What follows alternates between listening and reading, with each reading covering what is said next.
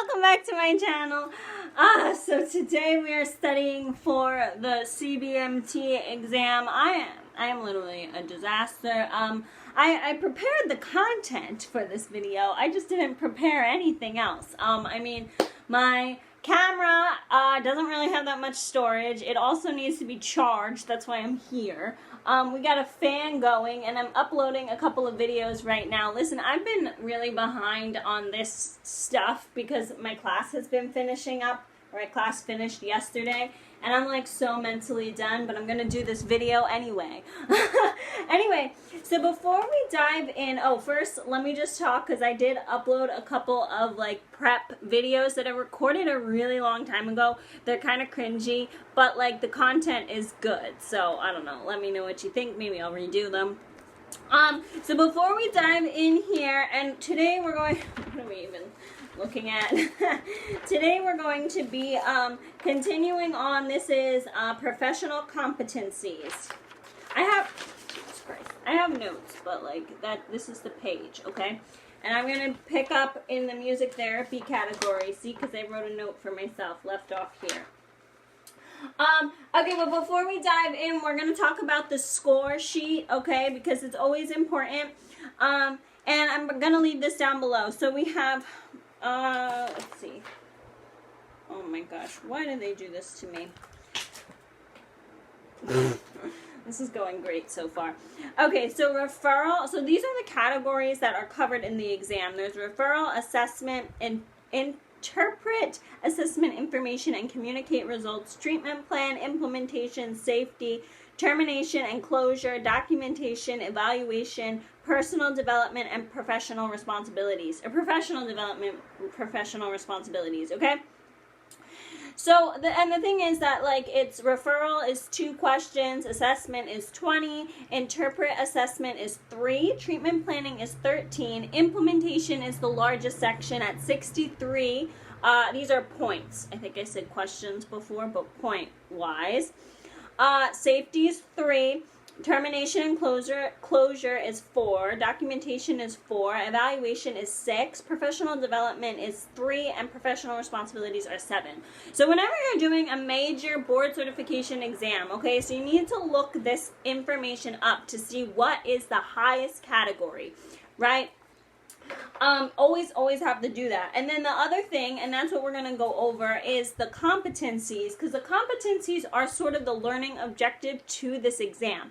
And every question, it's really based on the best possible answer, not the correct possible answer, okay? So thinking of the best possible answer, I know that's like very subjective, but you have to think of the best possible answer given the learning objectives. So that's why we're going through what we're going through. And this is a concept, if any of you want to go to grad school, you gotta learn it now. Because this is something that's not necessarily like emphasized in undergrad, nor should it be, because you don't really, I don't know, I didn't really need to study learning objectives in undergrad, but grad school definitely for sure, and all of my tests in grad school have been best possible answers, scenario-based questions, and this is what I follow, this is what I recommend, because this is the best possible way. It takes long, but I don't know, I think it's better to study for 3 months, 8 hours a day like this and be productive than study, you know, a month and cram. So here we go. We're diving into music therapy, foundations and principles, apply basic knowledge. Okay, so I have my pen here. And what I'm going to do, so I'm going to read to you what it says, and then I'm going to reword it. And that's what you have to do when you learn this information. So it says 10.1, in case you guys are following along.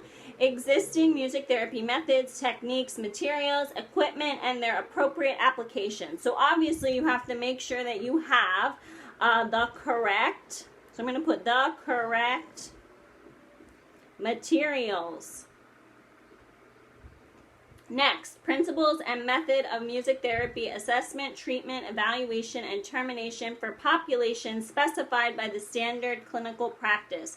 So obviously you have to follow, and you know, assessment, treatment, evaluation, termination. Those are the 3 steps. So I'm going to bracket those, and then you follow the standard clinical practice. That one's pretty straightforward. I forgot to set the timer. I'm going to try to do 25 minutes, but I don't know how much it's going to record. So if we get cut off, this video will just be in 2 parts, okay? So next one, 10.3. Psychological aspects of musical behavior and experience include, but are not limited to, perception, cognition, affective response, learning, development, preference, and creativity. This one really depends on the population. So, okay, so like I love acquired brain injury. That's my favorite population. So that specific like population, you really want to check out affect responses, cognition, development, because yes, even though they're clinically 8 years old, they still developed from when they got their brain injury at 6, you know, and then creativity and preferences, of course. But like, it really depends on the population. Like in certain situations, perception might be more important, learning might be more important if you're in a school setting. But I think overall preferences, creativity, and cognition are kind of like the big 3, but it depends on the population that they're looking for. Okay, so that's psychological aspects of musical behavior, and then of course we have physiological, I can't pronounce words, aspects of musical experiences.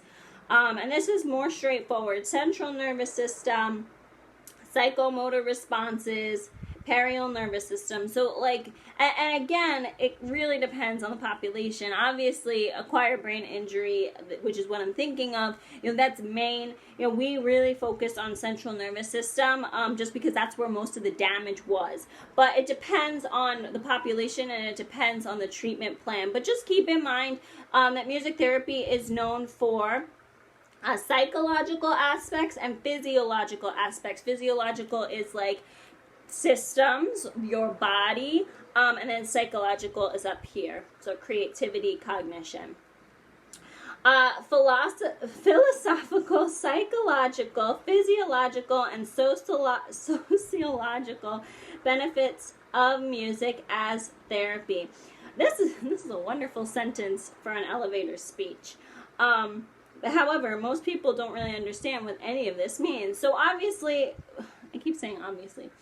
Okay, so I'm just going to give you guys examples because this is kind of a lot to take in. Well, so psychological, physiological, we sort of went over those. So social, that would be choir, bell choir, any group music therapy sessions, and then we have, wait, where was I? Basis of music as therapy. Yeah. We talked about psychological, we talked about physiological, and then social. And then last but certainly not least, use of current technologies in music therapy for assessment, treatment, evaluation, and termination. If your facility allows you to record sessions, that's best. I recorded literally every single session at my internship. Obviously, my internship has it. And we only were, like, I was only allowed to use it for assessment, obviously, assessment, treatment, evaluation, termination reasons. And the people that like worked with this particular client, they also used it, but nobody else did. That's why it's at my internship. So if you can record your sessions, if you can use your phone, an iPad, GarageBand, switches, anything like that, it's always great. And whenever you're doing an assessment, you want to be thinking about these things prior to the assessment. You want to like, what can I do? What should I bring in? What song should I play?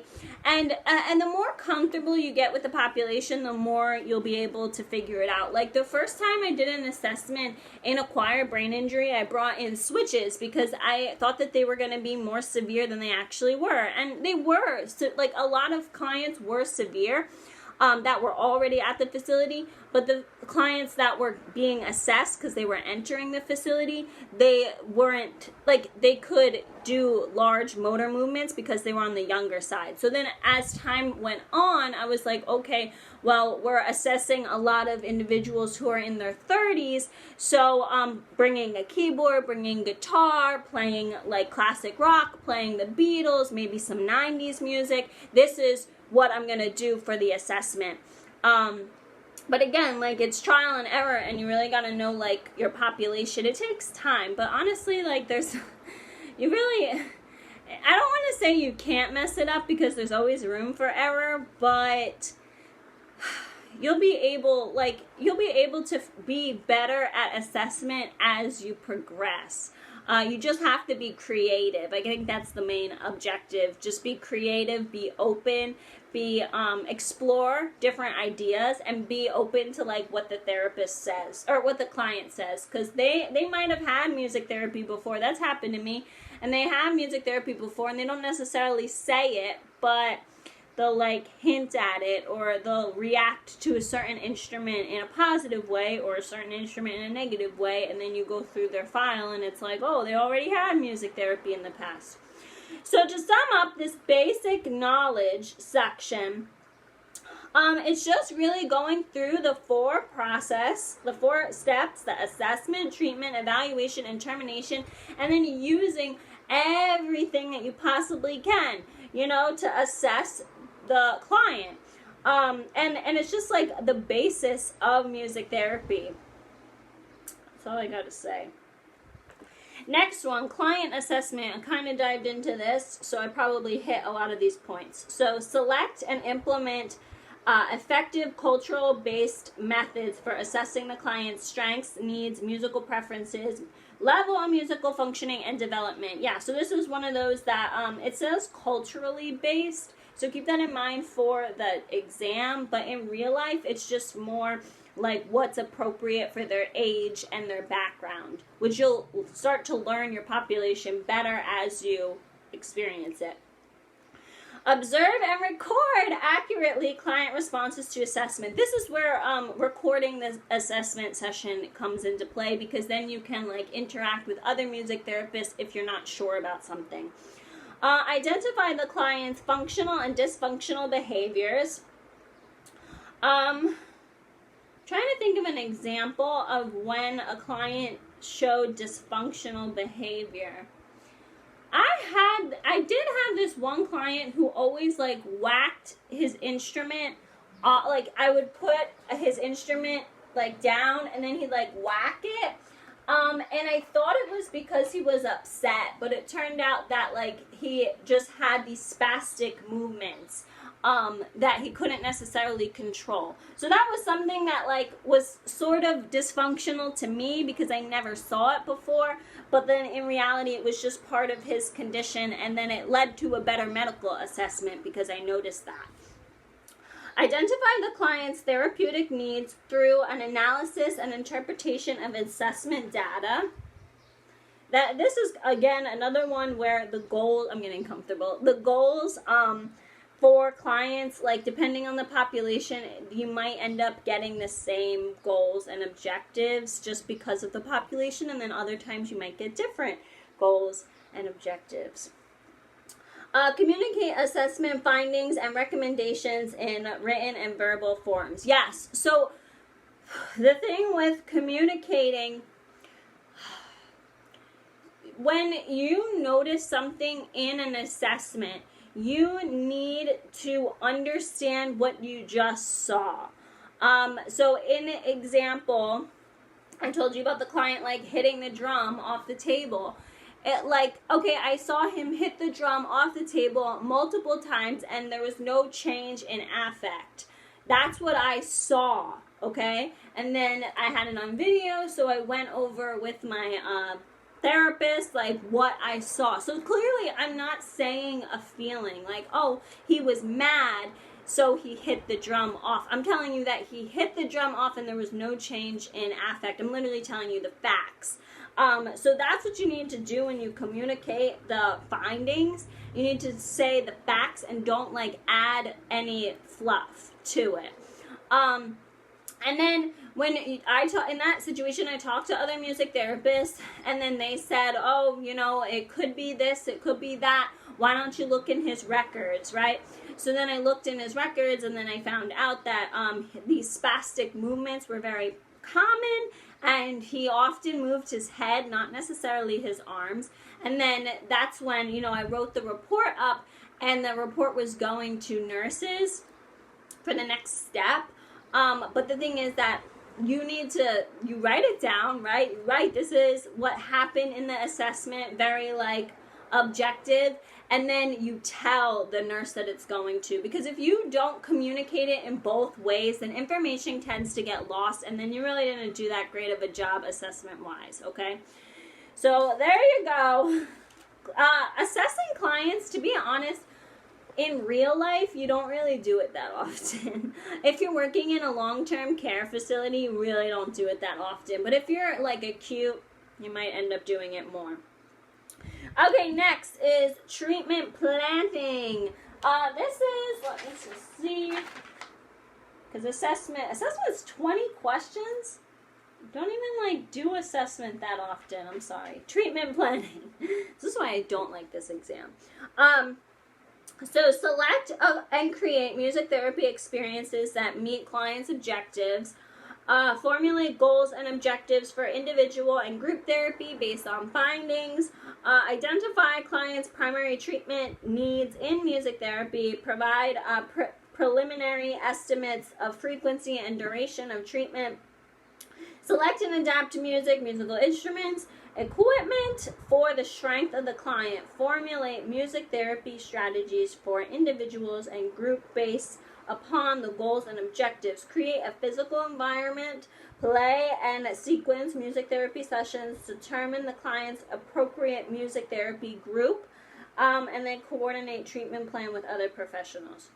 So I'm going to emphasize here, well, formulate goals and objectives for individuals and group therapy based on assessment findings. Okay, so I'm like squatting, so that's why I have to like get comfortable.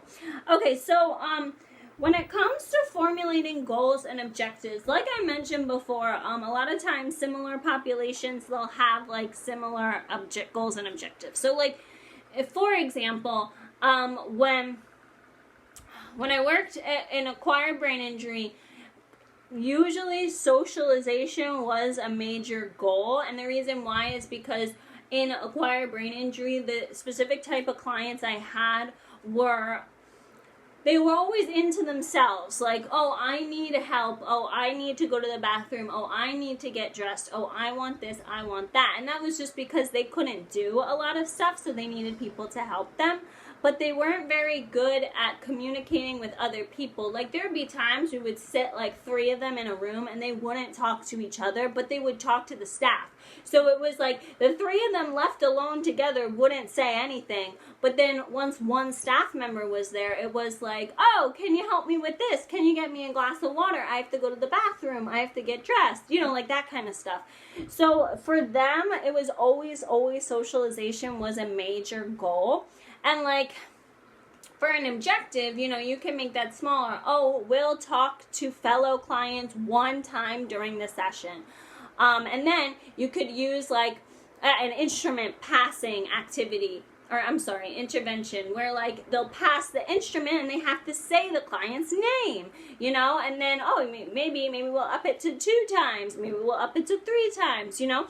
So like that's what we're going at. But the thing is that a lot of times when you're new to the role, you notice I've seen that people know the goals, but they don't really know how to formulate those goals into objectives and how to make that objective into the session.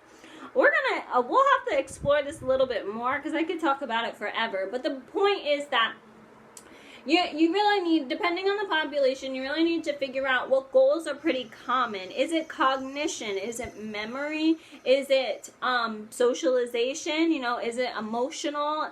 Is it, I don't know, spiritual? And then you take that and then you formulate it into an objective. So in terms of memory, you know, you could always play like do a music matching game, or like listening and remembering. Not necessarily listening and remembering, but like maybe listening and associating a song with a picture and then kind of tying it all together.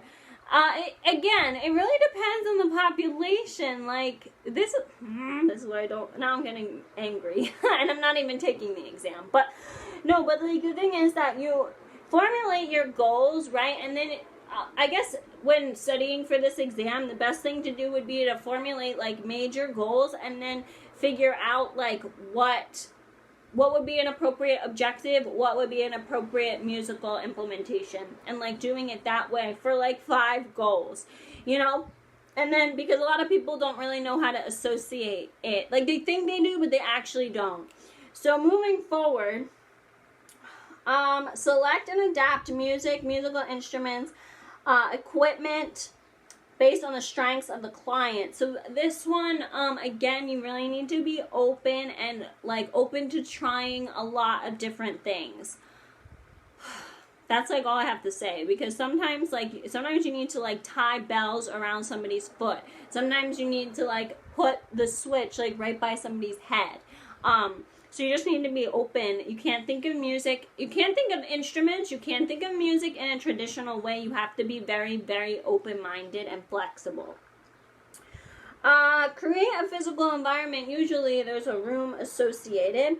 And then here's the key. Well, actually the last 2. Determine the client's appropriate for music therapy group or individual placement.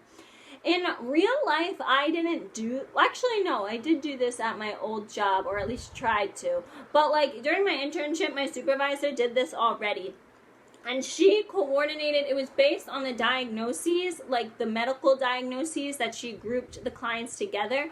And then, again, they all had similar goals because that was just the population. But the point is that you want to really focus on individuals having the same goal in a group, having the similar objectives in the same group. Because like if you have 5 clients, and this happened to me at one facility where it was like we had 20 clients and they all had different goals and objectives, and it's like it's too much to meet everybody's in one session, you know? So it's good to have maybe 2 or 3 goals in one session, and then it's much more easier to accomplish that.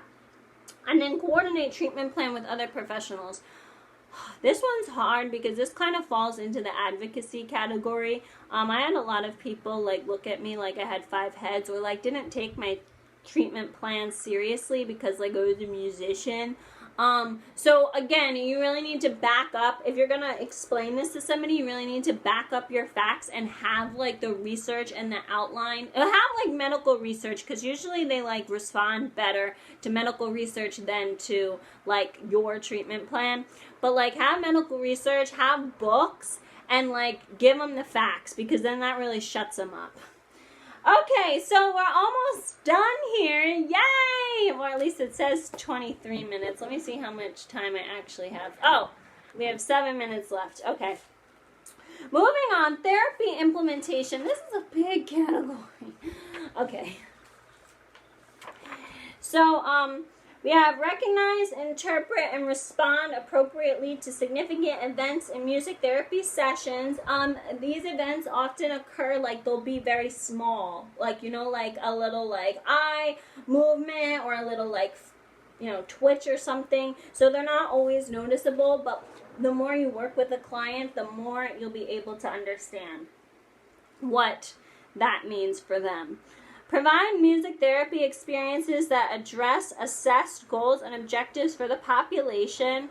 This one's again kind of funny, because sometimes you can have like a client who's 50 years old, but they're cognitively 8.